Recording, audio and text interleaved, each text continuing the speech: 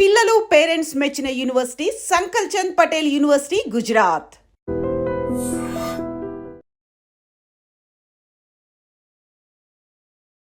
నమస్కారం, welcome to I dream. ధర్మ మార్గం విత్ విజిత కార్యక్రమానికి స్వాగతం.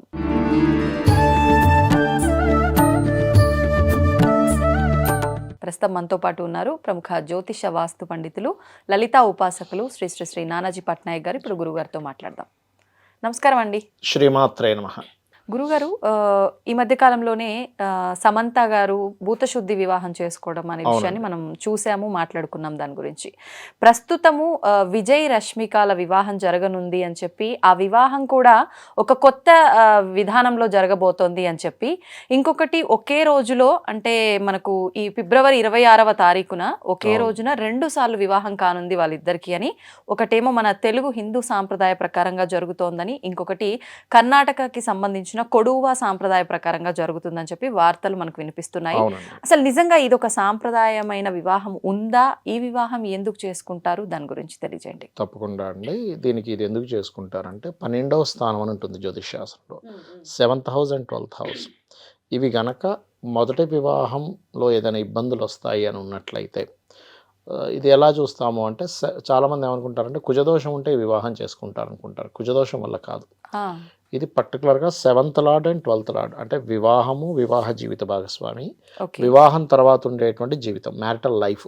అంటే మనకి ఎలా ఉంటుందంటే ప్రతిదానికి దాని యొక్క ఎక్స్టెన్షన్ ఎలా ఉంటుంది అనేది చెప్తుంది. అలాగే 12వ స్థానం అనేటువంటిది ఏదైతే ఉందో ఎవరి జన్మజాతక చక్రంలో అయినా 12th హౌస్ని బట్టి వాళ్ళ మ్యారిటల్ లైఫ్ నిర్ధారణ ఉంటుంది. ఆ రకంగా ఎవరికైనా వివాహ జీవితంలో చికాకులు ఉన్నాయి, గొడవలు ఉన్నాయి, కోర్టు కేసెస్ ఉన్నాయి, లేకపోతే పోలీస్ స్టేషన్ల చుట్టూ తిరగాల్సిన పరిస్థితి, లేకపోతే కొన్నిసార్లు వాళ్ళ జీవిత భాగస్వామి మరణించే యోగం ఉంటుంది. అప్పుడు 12th పాటు 2nd హౌస్ కూడా మనం పరిశీలన చేస్తాం. అలా ఉన్నప్పుడు ఏం చేస్తారంటే సర్వసాధారణంగా ఇప్పుడు మనకు ఎగ్జాంపుల్ గొడవలు, కోర్టు కేసులు ఉన్నాయనుకోండి, వివాహం చేసేసుకున్నారు అది చూసుకోకుండా. అది చేసుకున్న అంటే వివాహం చేసుకున్న ఒక 3 నెలల నుంచి 6 నెలల నుంచి గొడవలు స్టార్ట్ అవుతాయి. గొడవలు స్టార్ట్ అయ్యి నానా గందరగోళం, ఇద్దరు ఫ్యామిలీస్ గొడవలు పడి దాని తర్వాత కోర్టులకు వెళ్ళి విడిపోయి మళ్ళీ 2nd మ్యారేజ్ చేసుకునే కంటే కూడా ఈ వివాహం ఏదైతుందో అటు సైడ్ కుడువా అని వాడతారు, కానీ మన సైడ్ కుంభ వివాహము, అర్క వివాహము, కదలీ వివాహం అని వాడతారు. అదే విధానాన్ని ఇక్కడ ఈ పేర్లతో. అవును. దీనికి ఏంటంటే కుండతో చేసే విధానం ఉంటుంది. అరటి చెట్టుకి చేస్తారు, జిల్లేడు మొక్కకి చేస్తారు. ఇట్లా రకరకాల పద్ధతులు ఉన్నాయి. ఇది శాస్త్రోత్తమ కాదా అంటే ఖచ్చితంగా శాస్త్రంలో ఉంది.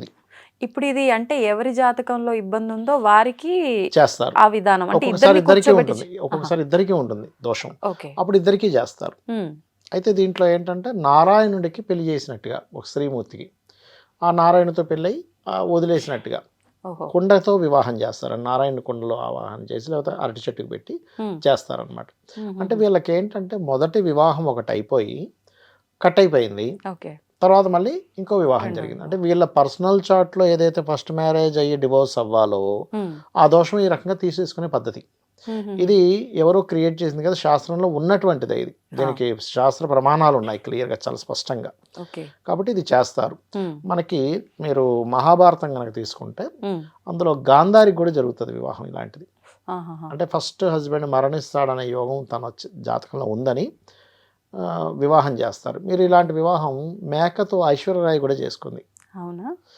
అంటే ఫస్ట్ మ్యారేజ్ లైఫ్ లో డిస్టర్బెన్సెస్ ఉన్నాయని చెప్పి తెలుసుకోండి. ఎందుకంటే మేకతో చేసేది కూడా అదొక పద్ధతి అండి, అదొక పద్ధతి.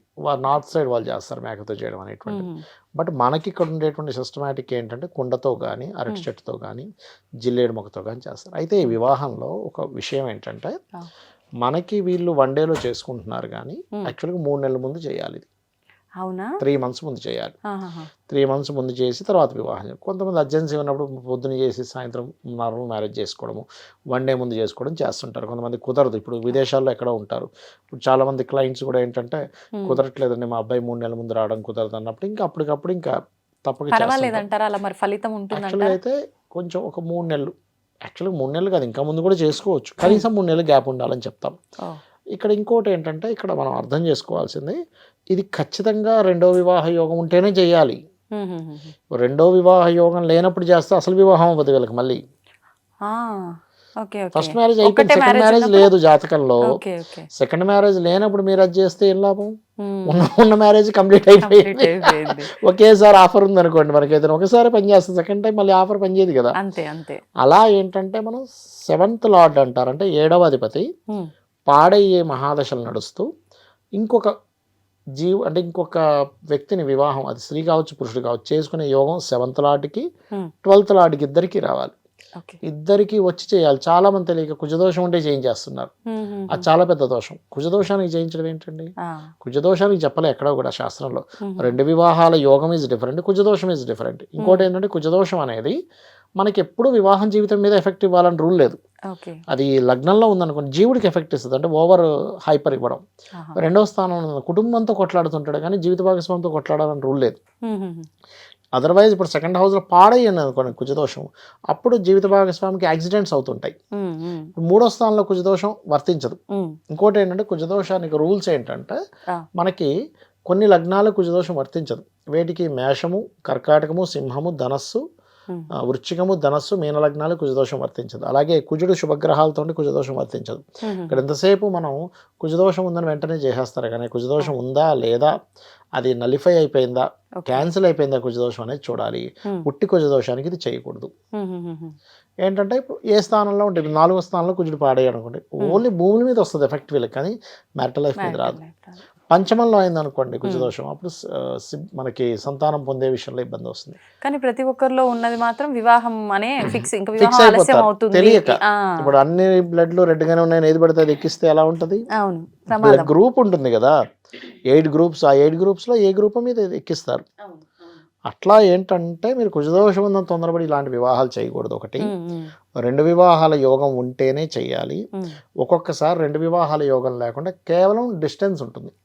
ఇప్పుడు ఇందాక జాతకం చెప్పాము, నేను చెప్పాను అమ్మ మీకు మీరు మీ వారు కొన్ని సంవత్సరాల పాటు మీరు ఇండియాలో ఉండడం, అతను యుఎస్లో ఉండడం జరిగిందా? అవునండి, ఒక 7 years ఉన్నామన్నారు. అంటే దాని అర్థం ఏమిటి? వాళ్ళకి జస్ట్ డిస్టెన్స్ ఉండే యోగం ఉంటుంది, కానీ ఫస్ట్ మ్యారేజ్ ఖచ్చితంగా కట్ అయిపోయి సెకండ్ మ్యారేజ్లోకి వెళ్ళే యోగాలు ఉండవు. అది చాలా క్లీన్గా మనకి 12th లార్డ్ ఎలా ఉన్నాడు, ఏ నక్షత్రం మీద ఉన్నాడు, 7th లార్డ్ ఎలా ఉన్నాడు, వాళ్ళకి ఏ దశలు నడుస్తున్నాయి, వాళ్ళకి ఏ యోగం ఉంది చూసుకోవాలి. సమ్ టైమ్స్ ఏమవుతుంది అంటే వీళ్ళలో స్వల్ప దోషం ఉంటుంది, వచ్చే అబ్బాయి జాతకంలో బాగుంది అనుకోండి, నలిఫై అయిపోద్ది. అంటే ఎగ్జాంపుల్, మీరు మీ ఫ్రెండ్ కలిసి కాశీ వెళ్దాం అనుకున్నారు అనుకోండి, మీ వెళ్ళి రావడానికి 50,000 ఖర్చు అనుకుందాం. మీ ఫ్రెండ్ దగ్గర డబ్బులు లేవు, కానీ మీ దగ్గర 50,000 ఉన్నాయి, వెళ్ళొచ్చేస్తారు. లేకపోతే మీ ఫ్రెండ్ దగ్గర 30,000 ఉన్నాయి, 20,000 ఉన్నాయి, ఇంకొక అమ్మాయి దగ్గర వాళ్ళ దగ్గర మీ దగ్గర 30 ఉన్నాయి, సరిపోతాయి 50,000. అలా కాకుండా ఆవిడ దగ్గర ఒక 20,000 ఉన్నాయి, మీ దగ్గర ఏమి డబ్బులు లేకపోతే, లేకపోతే ఆవిడ దగ్గర ఏం డబ్బులు లేకపోతే, ఎలా అయితే జర్నీ సాగదో వివాహం విషయంలో కూడా ఈ ఇద్దరు జన్మజాత చక్రాల్లో బాగున్నాయి, ఏం పర్లేదు, డిస్టర్బెన్సెస్ ఉన్నాయి, ఈ రెమెడీ చేసుకోవాలి. ఈ రెమెడీ ఏంటంటే ఇవాళ రేపు సొసైటీలో ఏదైతే తలెత్తుతున్నాయో విషయాలు, విడాకులు డిస్టర్బెన్స్ అనేది ఒక రకంగా మనం అర్థం చేసుకోవాలి. ఓకే, దీనివల్ల మనకి ఎందుకంటానండి, కేవలం వాళ్ళిద్దరు విడిపోవడం కాదు, ఇక్కడ ఫ్యామిలీలు డిస్టర్బ్ అయిపోతాయి. తల్లి బాధపడుతుంది, తండ్రి బాధపడతాడు, వాళ్ళకి పొరపాటున పిల్లలు పుడితే పిల్లలు బాధపడతారు. ఇప్పుడు ఏమైపోయిందంటే సొసైటీలో అదొక ఫ్యాషన్ కూడా అయిపోయింది. నేను సింగిల్, ఇప్పుడు నేను సింగిల్ మామ అంటారు, లేకపోతే సింగిల్ డాడ్ అంటారు, లేకపోతే తిరిగేస్తున్నారు, ఇంకో పెళ్లి చేసుకోవచ్చు అనుకుంటున్నారు. ఇంకొంతమంది ఏంటంటే కట్ అయిపోయాక అసలు వివాహమే చేసుకోకుండా ఓన్లీ రిలేషన్స్లో ఉంటే బెస్ట్ అనుకుంటారు. కానీ అది వయసులో ఉన్నంతసేపు ఓకే, కానీ ఒక ఏజ్ వచ్చిన తర్వాత సరైన పార్ట్నర్ లేకపోతే ప్రాబ్లం అవుతుంది. నేను సెకండ్ మ్యారేజ్, థర్డ్ మ్యారేజ్ చేసుకోవడంలో తప్పనట్లేదు, కానీ సింగిల్గా ఉండిపోవడం చాలా ప్రాబ్లం ఇస్తుంది తర్వాత. ఇప్పుడు మీరు ఇలాంటి వివాహం ఏమైనా చేస్తున్నారా మన దగ్గర? మా క్లయింట్స్కి ఎవరికైనా కావాలంటే చేయిస్తుంటారు. ఒకవేళ ముందే అంటే జాతకం చూసి దాన్ని బట్టి కొంతమంది చెప్తారు, కొంతమంది క్లియర్ గా చెప్తారు. ఒకవేళ ఇది ఉంది అన్నట్లుగా తెలియకుండా వివాహం చేసేస్తే మళ్ళీ తర్వాత దీనికి పరిష్కారం ఏమైనా ఉంటుందంటారా? దానికి తమిళనాడులో ఒక సిస్టమ్ ఉందండి, మరుమాంగళ్యము అంటారు. అంటే మళ్ళీ వివాహం చేస్తారు వాళ్ళకి ఇంకో ముహూర్తం పెట్టుకొని, కానీ దానికంటే కూడా వీళ్ళిద్దరికే చేస్తారు. దానికంటే కూడా కుంభ అర్క వివాహాలే బాగా పనిచేస్తాయి.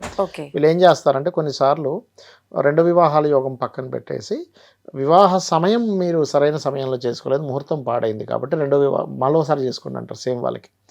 ఇంకొంతమంది ఏంటంటే వీళ్ళిద్దరు దాంట్లో ఏదో దోషం ఉందని అది తీయించేసి వీళ్ళిద్దరు డివోర్స్ అయినట్టు చేసి మళ్ళీ వివాహం చేసి, అది మరుమాంగళ్య దోషం, మరుమాంగళ్య తంతు అంటారు దాన్ని. తమిళనాడు సైడ్ ఎక్కువ చేస్తారు ఇది.